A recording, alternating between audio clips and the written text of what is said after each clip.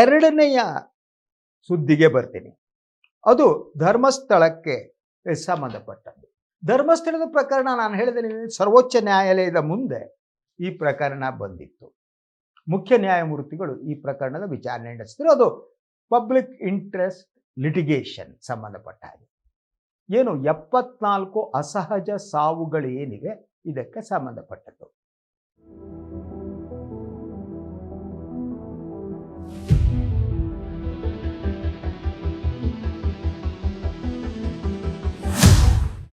So ಈ ಪ್ರಕರಣ ಮುಖ್ಯ ನ್ಯಾಯಮೂರ್ತಿಗಳ ಮುಂದೆ ಬಂದಾಗ ಈ ಪಬ್ಲಿಕ್ ಇಂಟ್ರೆಸ್ಟ್ ಲಿಟಿಗೇಷನ್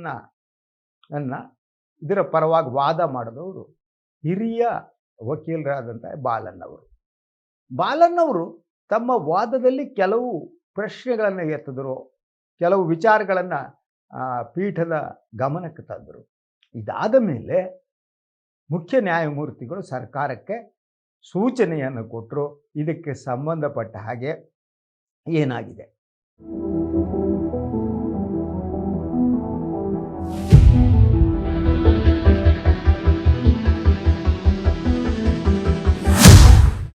ಎಲ್ಲ ವಿವರವನ್ನು ಮಂಡಿಸುವಂತೆ ಕೇಳಿದ್ದಾರೆ. ಇದರಿಂದ ಇಡೀ ಪ್ರಕರಣಕ್ಕೆ ಮತ್ತೆ ಜೀವ ಬಂತು ಅಂತ ನನಗೆ ಅನಿಸುತ್ತೆ.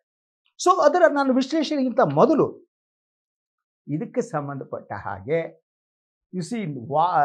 ಬಾಲನ್ ಅವರು ಏನು ವಾದವನ್ನು ಮಂಡಿಸಿದ್ರು ಅನ್ನೋದನ್ನು ಮೊದಲನೇದಾಗಿ ಅವ್ರು ಹೇಳಿದ್ದು, ಈ 74 ಅಸಹಜ ಸಾವುಗಳೇನಿವೆ ಅದು ಅಸಹಜ ಸಾವು, ನಿಗೂಢ ಸಾವು ಎಲ್ಲವೂ ಕೂಡ ಇದಕ್ಕೆ ಸಂಬಂಧಪಟ್ಟ ಹಾಗೆ ಪ್ರೊಸೀಜರ್ ಏನಿದೆ UDR ಪ್ರೊಸೀಜರ್ ಅನುಸರಿಸಿಲ್ಲ ಅನ್ನೋದು ಬಾಲನ್ ಅವರ ಮೊದಲನೇ ವಾದ ಆಗಿತ್ತು. ಅಂದರೆ ಯಾವುದು ಅಸಹಜ ಸಾವುಗಳಾಗ್ತವೆ ಆಗೊಂದು ಪ್ರೊಸೀಜರ್ ಇದೆ, ನಿಯಮ ಇದೆ, ಅದು ನಿಯಮವನ್ನೇ ಪಾಲಿಸಿಲ್ಲ ಅನ್ನೋದು ಮೊದಲನೇ ವಾದ ಅವರು.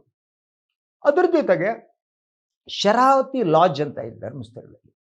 ಆ ಶರಾವತಿ ಲಾಡ್ಜ್ನಲ್ಲಿ ಒಂದು ಸಾವು ಆಗಿರುತ್ತೆ, ಹತ್ಯೆನೋ ಸಾವೋ ಏನೋ ಆತ್ಮಹತ್ಯೆನೋ ಹೊಟ್ಟೆ ಮೇಲೆ. ಇದಕ್ಕೆ ಸಂಬಂಧಪಟ್ಟ ಹಾಗೆ ಈ ಕೊಲೆ ಕೇಸ್ನಲ್ಲೂ ಕೂಡ ಯಾವುದೇ ಪ್ರೊಸೀಜರನ್ನು ಅನುಸರಿಸದೆ ಹೆಣವನ್ನು ಸುಟ್ಟು ಹಾಕಲಾಗಿದೆ ಅಂತ ಬಾಲನ್ ವಾದ ಮಂಡಿಸಿದ್ರು. ಅದಾದ ಮೇಲೆ ಅವರು ಇನ್ನೂ ಒಂದು ಅಂಶವನ್ನು ಗಮನಕ್ಕೆ ತಂದರು. ಪೊಲೀಸರ ಮನವಿ ಮೇರೆಗೆ ಗ್ರಾಮ ಪಂಚಾಯಿತಿ ಎಲ್ಲ UDR ಹೆಣಗಳನ್ನು ಸುಟ್ಟಾಕಿದೆ.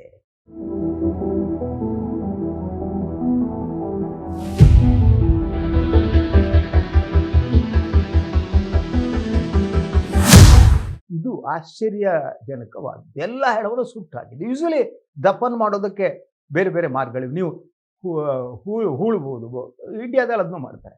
ನೀವು ಹೂತರೆ ಅದರ ಎಲುಬಾದರೂ ಸಿಗುತ್ತೆ.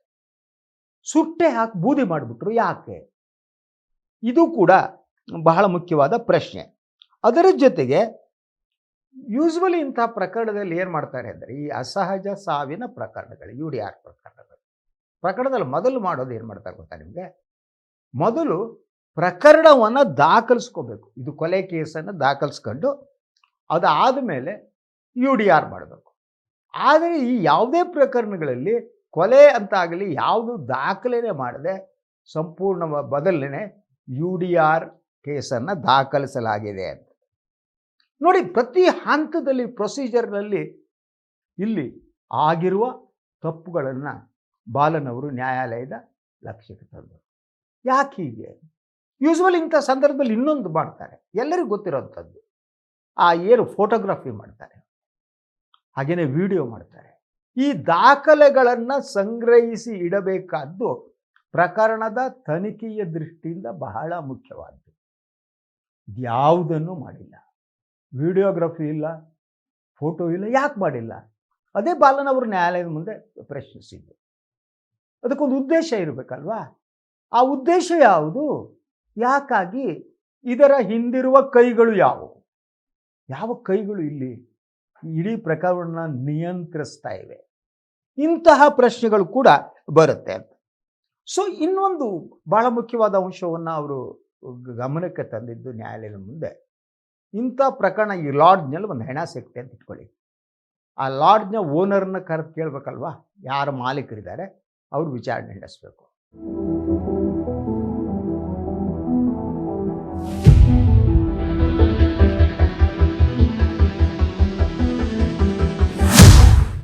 ಹಾಗೆಯೇ ಎಲ್ಲೋ ದಟ್ ನದಿಯ ದಂಡೆ ಮೇಲೋ ಇನ್ನೆಲ್ಲೋ ಹೆಣಗಳು ಸಿಗ್ತವೆ. ಆವಾಗ ಆ ಜಮೀನಿನ ಮಾಲೀಕರನ್ನ ಕರೆಸ್ಬೇಕು. ಇದೆಲ್ಲ ಪ್ರೊಸೀಜರ್. ಆದರೆ ಯಾವ ಪ್ರಕರಣದಲ್ಲಿ ಹೆಣ ಎಲ್ಲಿ ಸಿಕ್ಕಿದೆ ಆ ಜಾಗದ ಮಾಲೀಕರನ್ನ ಕರೆದಿಲ್ಲ. ಹೆಣ ಎಲ್ಲಿ ಯಾವ ಲಾಡ್ಜ್ನಲ್ಲಿ ಸಿಕ್ಕಿದ್ರೆ ಆ ಲಾಡ್ಜ್ನ ಓನರ್ ಕರೆದು ವಿಚಾರಣೆ ಮಾಡಿಲ್ಲ. ಅಂದರೆ ಇಡೀ ಪ್ರಕರಣದಲ್ಲಿ ಪ್ರೊಸೀಜರಲ್ ಲ್ಯಾಪ್ಸಸ್ ಅಂತ ಏನಂತೀವಿ, ಇಡೀ ಇದರಲ್ಲಿ ಏನೇನು ಯಾವ ರೀತಿ ಸ್ಟೆಪ್ಗಳನ್ನು ಇಡಬೇಕು, ಯಾವುದನ್ನು ಅನುಸರಿಸಬೇಕು, ಯಾವುದನ್ನು ಮಾಡದೇ ಇರುವುದೇ ಇಡೀ ಪ್ರಕರಣಕ್ಕೆ ಒಂದು ನಿಗೂಢತೆಯ ಆಯಾಮವನ್ನು ಕೊಡುತ್ತೆ. ಇದು ಯಾವುದೋ ನಾವು ಪತ್ತೆದಾರಿ ಸಿನಿಮಾದಲ್ಲೋ ಇದರಲ್ಲಿ ನೋಡಿದ ರೀತಿ ಇದು. ಇದಕ್ಕಾಗಿ ಈಗ ಅವರು ಈ ವಾದವನ್ನು ಮಂಡಿಸಿದ ಮೇಲೆ ಮುಖ್ಯ ನ್ಯಾಯಮೂರ್ತಿಗಳಿಗೆ ಕನ್ವಿನ್ಸ್ ಆಯಿತು, yes this is the thing. So ತಕ್ಷಣ ಅವರು ಸರ್ಕಾರಕ್ಕೆ ಆದೇಶ ಕೊಟ್ಟರು, ಈ ಎಲ್ಲ ಪ್ರಕರಣಕ್ಕೆ ಸಂಬಂಧಪಟ್ಟಂತಹ ತನಿಖಾ ವಿವರಗಳನ್ನು ನ್ಯಾಯಾಲಯದ ಮುಂದೆ ಸಲ್ಲಿಸಿ. ಇದು ಸರ್ಕಾರಕ್ಕೆ ಬಹುದೊಡ್ಡ ಸೆಟ್ ಬ್ಯಾಕ್. ಇದು ಇಡೀ ಪ್ರಕರಣವನ್ನು ಮುಚ್ಚಾಕಬೇಕು ಅಂತ ಯಾರು ಅಂದ್ಕೊಂಡಿದ್ರೆ ಅವರಿಗೆ ಸೆಟ್ ಬ್ಯಾಕ್.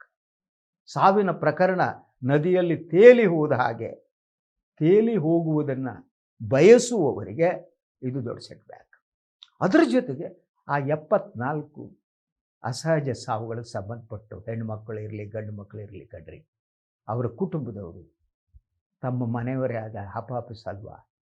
ಅಟ್ಲೀಸ್ಟ್ ನಮ್ಮ ಹಿಂದೂ ಸಂಪ್ರದಾಯದಲ್ಲಿ ಈ ಸತ್ತ ಮೇಲೆ ಸದ್ಗತಿ ಸಿಗಬೇಕು ಅಂತಾರೆ ಅಲ್ವಾ? ಸದ್ಗತಿ ಅಂದರೆ ಸಿಗೋದು ಹೇಗೆ? ಸದ್ಗತಿ ಅಂತ ಅನ್ನುವುದು ಅಟ್ಲೀಸ್ಟ್ ಅವರ ಅಂತ್ಯ ಸಂಸ್ಕಾರವನ್ನಾದರೂ ಕೂಡ ನಮ್ಮ ಧರ್ಮದ ಅನುಸಾರವಾಗಿ ಮಾಡಬೇಕು ಅಂತ.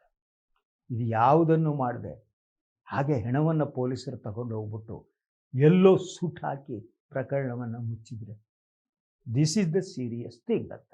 ಈಗ ಒಂದು ಸಣ್ಣ ಆಶಾಭಾವನೆ ಕೂಡ ಮೂಡ್ತಾ ಇದೆ. ನ್ಯಾಯಾಲಯದ ಮುಂದೆ ಈ ಎಲ್ಲ ವಿವರಗಳನ್ನು ಸಲ್ಲಿಸಿದಾಗ ಅದರ ಹಿಂದಿರುವ ಸತ್ಯ ಹೊರಗೆ ಬರಲೇಬೇಕು, ಬಂದೇ ಬರುತ್ತೆ ಅನ್ನಿಸೋದು ಪ್ರಾರಂಭ ಆಗಿದೆ.